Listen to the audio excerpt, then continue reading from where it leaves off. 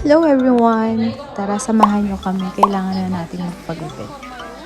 So, ayun na nga, ready na ako. And tinali ko na lang yung buhok ko kasi nga, hindi ako naligo ng hair. O, diba? Excited siya. So, ayun na nga, nandito na nga kami sa mall. And syempre, pareho kami magpapagupit. Kasi ang haba na rin ng buhok niya.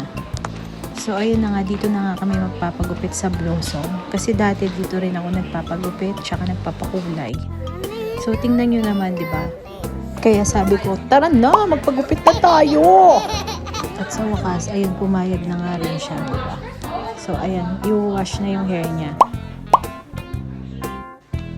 Alam nyo guys, dito sa salon na to, ang dami nilang customer palagi.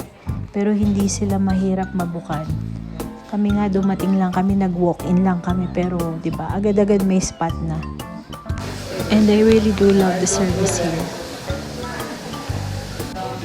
So while waiting, eto na, tinawag na ako and then sinashampoo na nila yung buhok ko. Hindi talaga ako nag-shampoo kasi sinabi nila na don't wash your hair before you come. So ayan, ang sarap talaga ng ganitong feeling na pag nagpapagupit may ganito, di ba? Nakaka-relax nga yung ganito, di ba? So whenever I get haircut, ito yung pinaka-favorite part ko. So ayan, natapos na. Ito na! Ito na nga, iniisip ko na nga kung anong magiging kalalabasan ng buhok ko mamaya. Pero very simple lang ang nirequest ko na haircut. Alam nyo, ayoko nga sanang magpagupit pero yung mga dead ends talaga galing sa bleach before ng hair ko. Talagang sobrang na-stress na talaga ako kaya gusto ko na silang matanggal. Excited na ako, grabe. So, ayun, tapos na nga si Javi na magpagupit.